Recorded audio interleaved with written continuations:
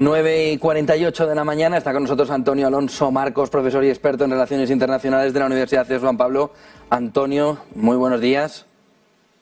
Buenos días, buenos días. Perdona el retraso, que tenemos un rato esperando, pero esto iba moviéndose de un lado para otro. Perdona, Antonio. Una cuestión clave, mesa de negociación de paz. Económicamente está todo el mercado financiero viendo que ese sí es el cisne negro, pero ¿de verdad ves opciones de que ese globo sonda de Estados Unidos a través del Washington Post de hace una semana y algo, en el que planteaba hay que sentarse incluso con Putin, pueda salir adelante y pueda salir adelante además en un corto periodo de tiempo, es decir, en los próximos meses? Bueno, yo espero que no en los próximos meses, sino que en los próximos días eso dé su fruto. Y esto era algo más que previsible, ¿no? Porque de hecho en el G20 van a hablar de la arquitectura sanitaria mundial, o ese es lo que dice la agenda, por lo menos, las transformaciones digitales y las transiciones energéticas sostenibles.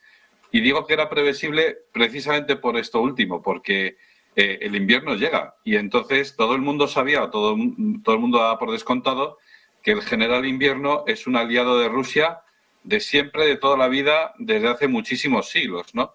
Entonces, ahora nosotros aquí en España tenemos máximas de 20 grados, pero es que en Ucrania las máximas ya no son de 20 grados, son de 10 grados o en ese entorno, ¿no? Entonces, podemos decir que hace ya fresquito.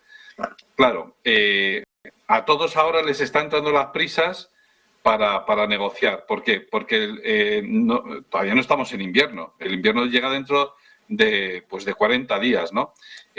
Pues cuando empiece el invierno, esto puede ser un desastre. De hecho, Rusia, las últimas operaciones que ha hecho ha sido precisamente atacar esas infraestructuras críticas que van a alimentar la energía de los edificios, de las viviendas, etcétera. ¿Por qué?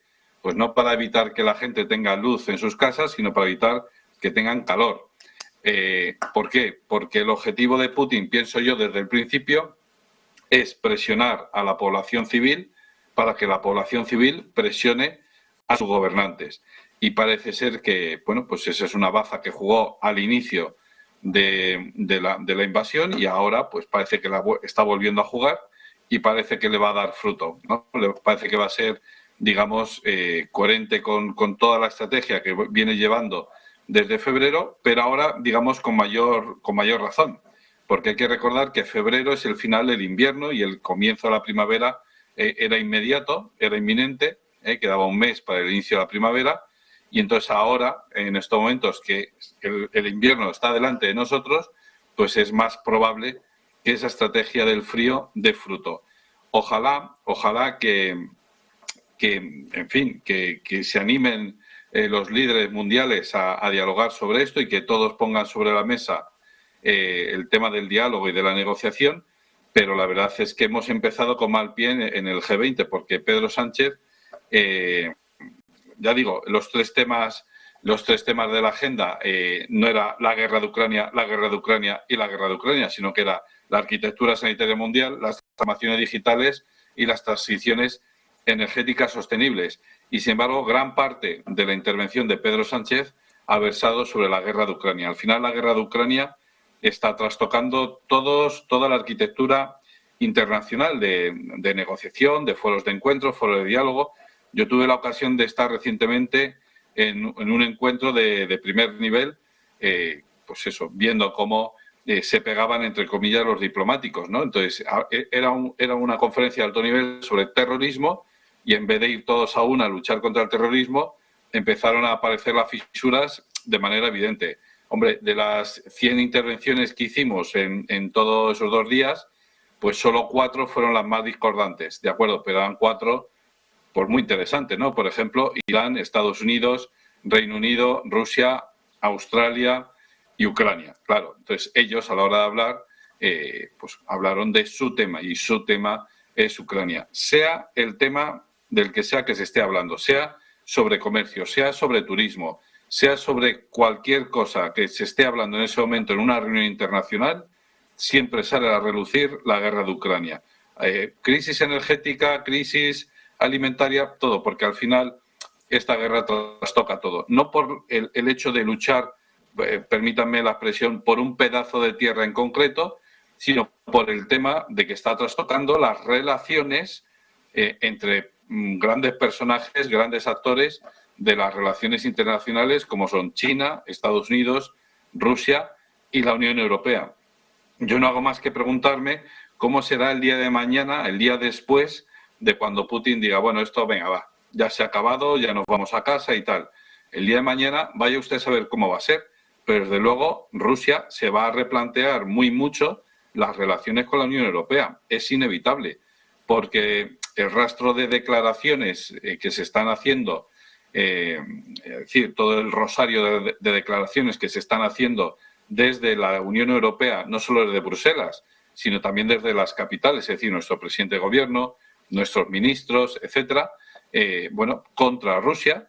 Bueno, pues eso en Rusia están tomando nota y el día de mañana las relaciones ya no volverán a ser como antes, ni mucho menos. Entonces, esto de pensar que la que la dependencia energética de Rusia se va a acabar de la noche a la mañana y que ya cuando acabe la guerra ya dejaremos de ser dependientes del gas ruso, o que cuando acabe la guerra vamos a obligar a Rusia a vendernos su gas, pues puede que sí, puede que no. Y a lo mejor es que no, que ahora a Rusia no le conviene vendernos su gas, porque le hemos estado insultando. En fin, le hemos estado llamando de todo. Que puede ser verdad, puede ser mentira, yo no voy a entrar ahí ahora. Pero a Putin le hemos llamado de todo. Y a Rusia le hemos llamado de todo. Y estamos fomentando el odio contra los rusos en general. Y en la prensa española se justifica y se titula sin ningún tapujo que ahora los ucranianos han entrado en tal ciudad y van a la caza del ruso o del colaboracionista. Y nosotros aplaudimos. Hombre, hasta donde yo sé, la sociedad española es pacifista, la sociedad española es solidaria y cuando hay un conflicto armado, pues nos ponemos del lado del refugiado, nos ponemos del lado de los civiles, excepto en este caso. Pues a mí me sorprende muchísimo que ahora los titulares sean así, ¿no? Vamos a la caza del colaboracionista, que el colaboracionista no es un soldado, es un civil.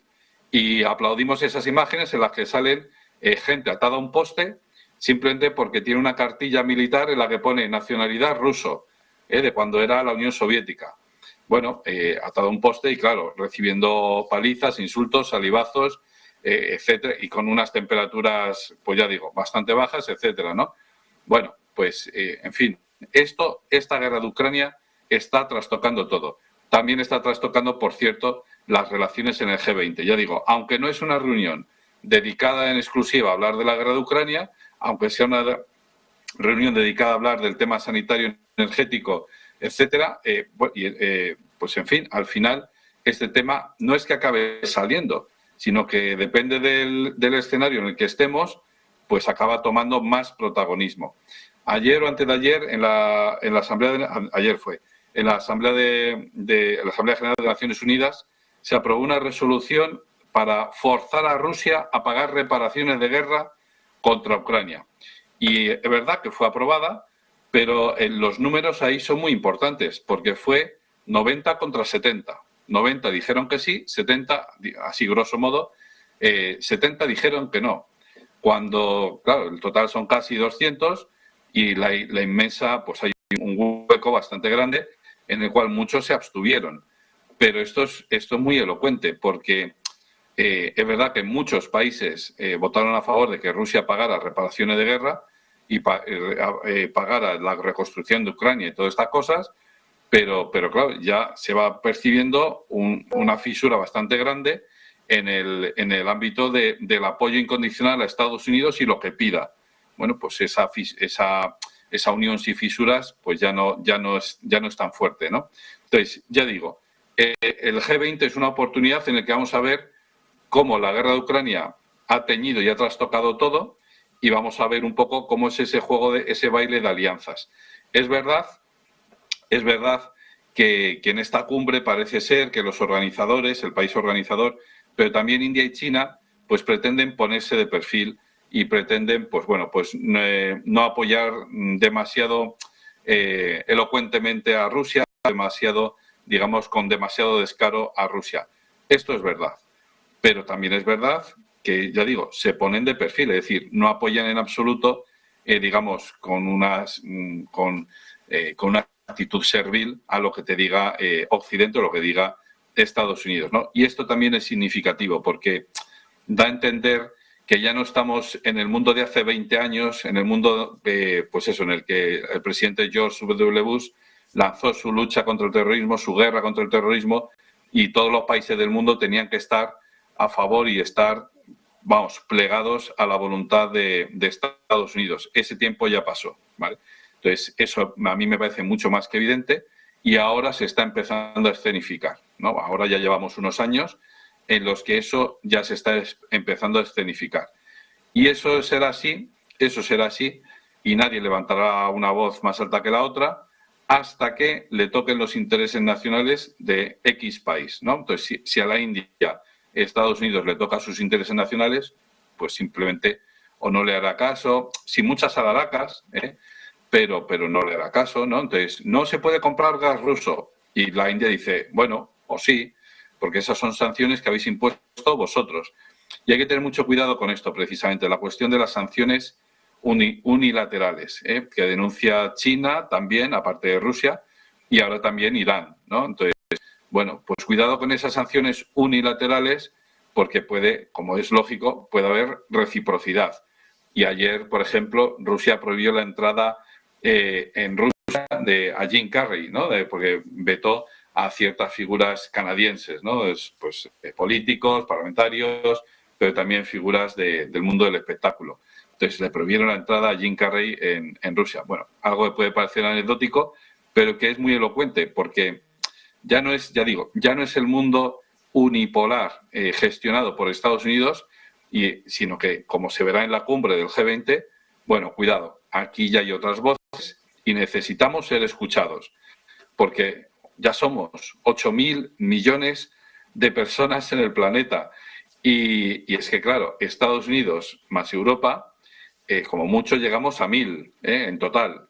Claro, es una octava parte, solo una octava parte del planeta. Y las grandes economías emergentes no están en Europa y Estados Unidos. A día de hoy, el PIB per cápita más alto, efectivamente, está aquí, en Occidente, pero esta situación puede cambiar de la noche a la mañana, en un plazo a lo mejor de 10 años, es difícil, pero las economías más pujantes, sin lugar a dudas, están en Asia y en África están los países donde la demografía es más pujante y, por lo tanto, son más prometedores desde el punto de vista de la producción, productivos, ¿no? Entonces, nos tenemos que empezar a concienciar de que el mundo ya no gira en torno al Atlántico, como decía Kissinger, esto ya lo dijo hace unos cuantos años, el eje del mundo ya no pasa por el Atlántico, ahora pasa por el Pacífico. Cuando decía el Pacífico, obviamente quería decir China, ¿no? Pero no solo China, sino que hay otras potencias, como se está viendo estos días en Bali, que efectivamente también tienen una voz y también, pues eso, quieren ser protagonistas de lo que sucede en el escenario internacional. Muchísimas gracias, Antonio Alonso Marcos, profesor y experto en Relaciones Internacionales de la Universidad CEU San Pablo. Vamos a ver esa mesa de negociación si coge, si gana cuerpo. Gracias, Antonio. Buen día y buenas clases. Muchas gracias, muchas gracias.